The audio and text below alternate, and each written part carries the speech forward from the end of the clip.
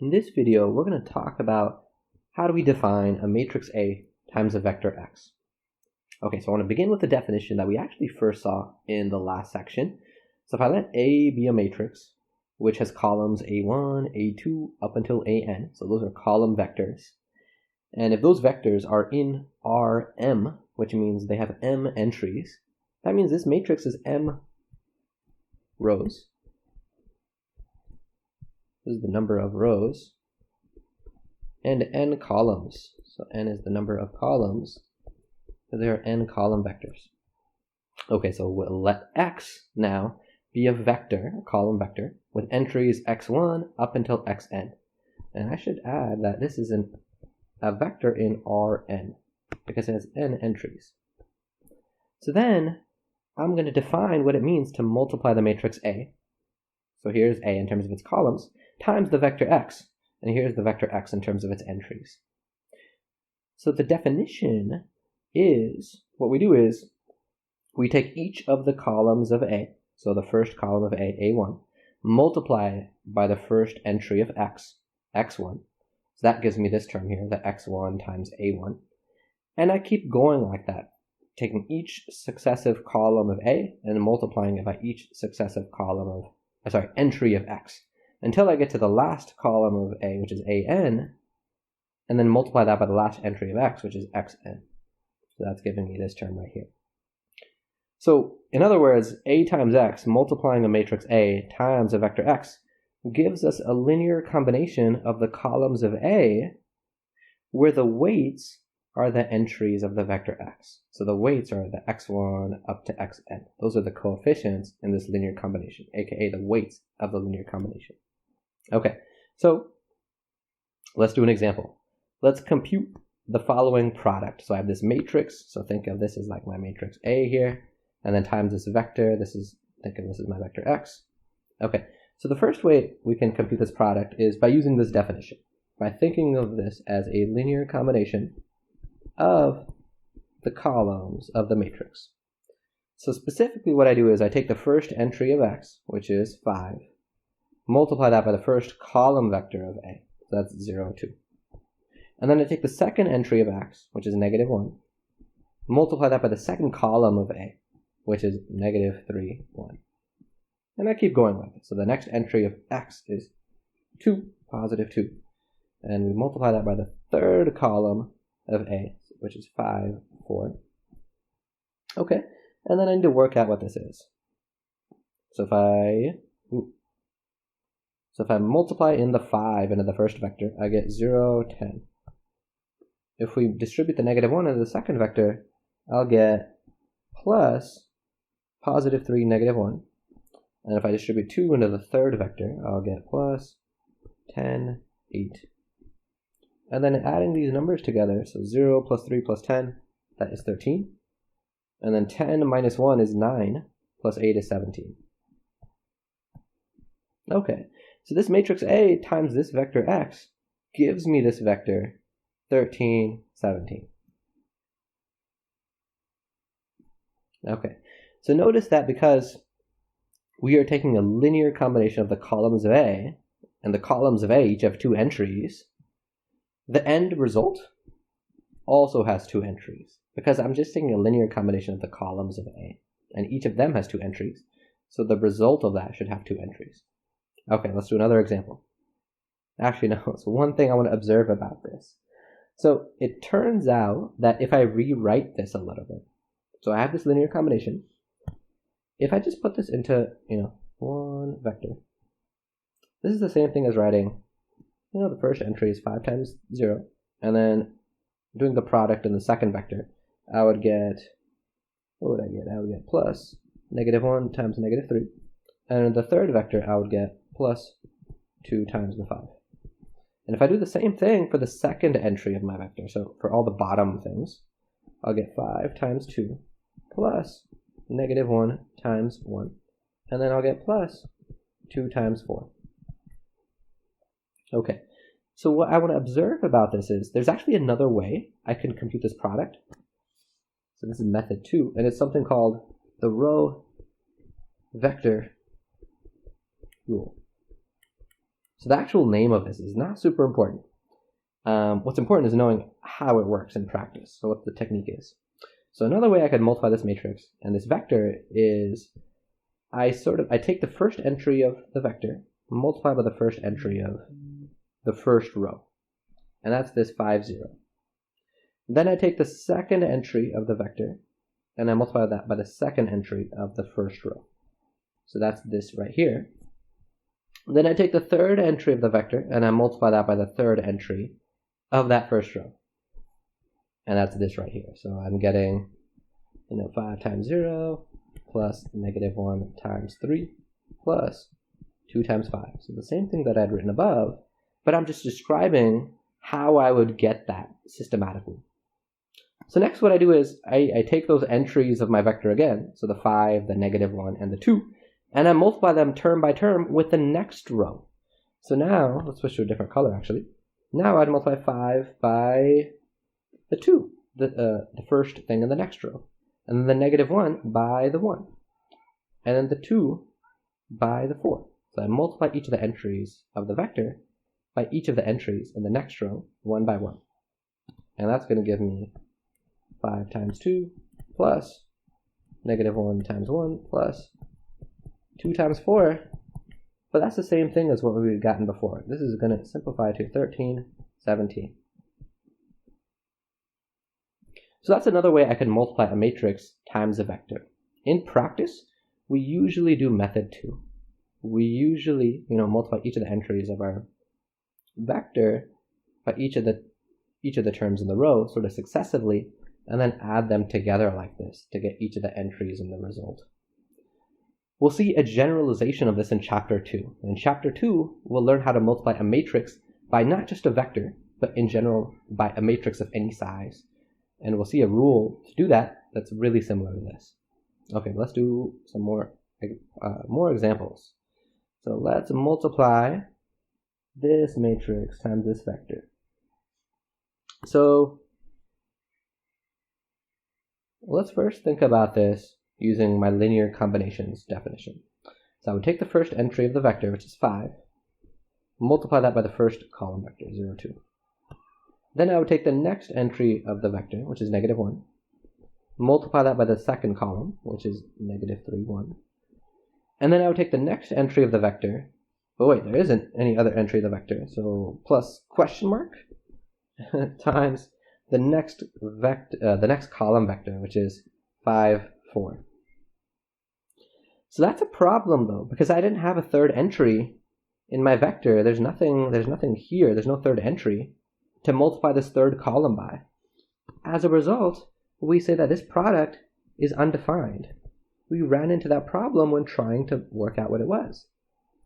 Okay, so it's undefined so the technical reason why is, what I would need for this to be defined is the number of columns of A was not matching up with how many entries we had in our vector. The number of columns in A did not equal the number of entries in our vector X. And that was the problem. Another way to see this, let me teach you guys a shortcut for how we can quickly check if a product like this is going to be defined, is if I write this in terms of how many rows and columns it has. So this is 2 rows and 3 columns. This is 2 by 3. A vector, I can think of it as it's a matrix with 1 column, but this particular vector has 2 rows. For a product like this to be defined, these 2 middle numbers, so these 2 numbers are here in the middle, they need to be the same. But the 3 is different from the 2. That's what we were sort of observing here. The number of columns wasn't the same as the number of entries. That's why it's undefined.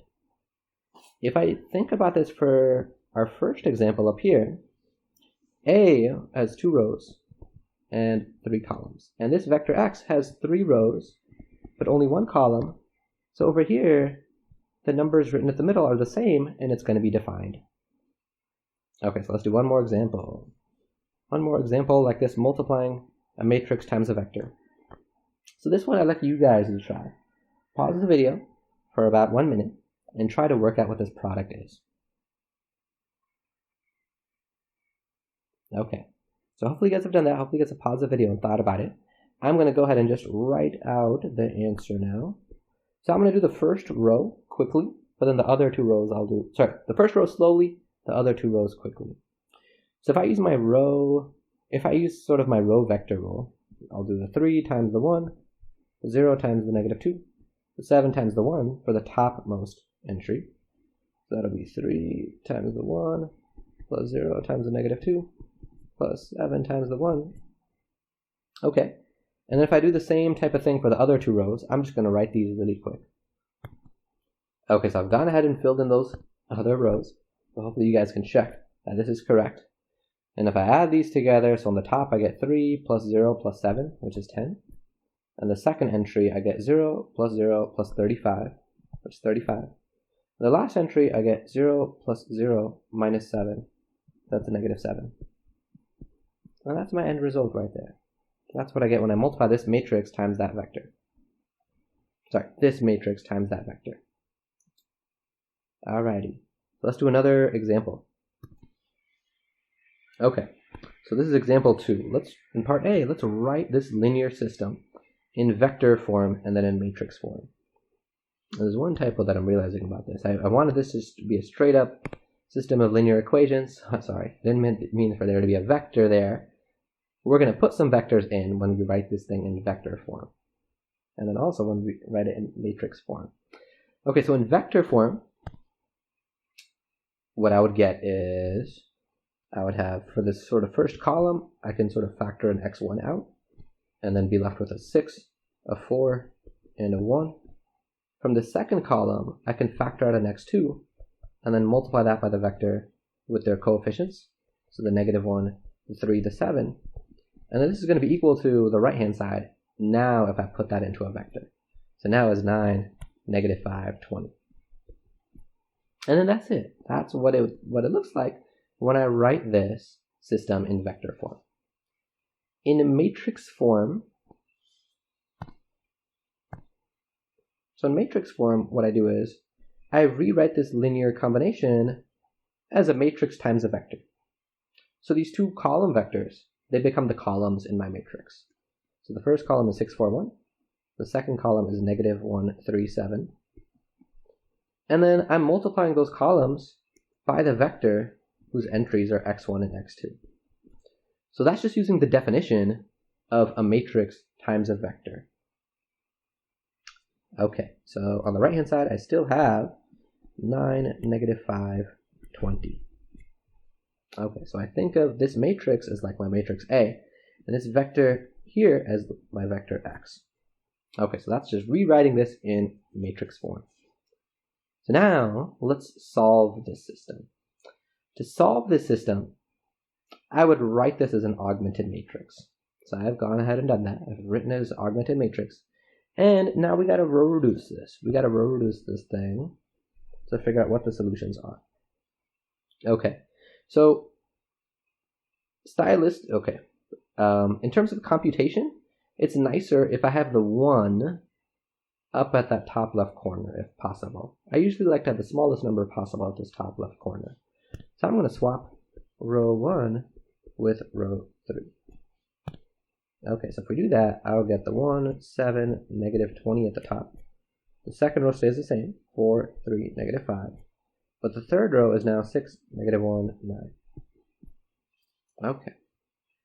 So now what I'd like for this one, this is going to be my pivot. It's the pivot in that first row. So I got to make the things below it become 0. So let's do row operations to get that. So let's multiply the first row by -4, and then add that to row 2, and insert that into row 2. And that's going to make the 4 become 0. To make the 6 become a 0, I'll multiply the first row by -6, and add that to the third row, and substitute that in for the third row. Okay, so doing this, the first row doesn't change. 1, 7, augmented with -20. The next row does change.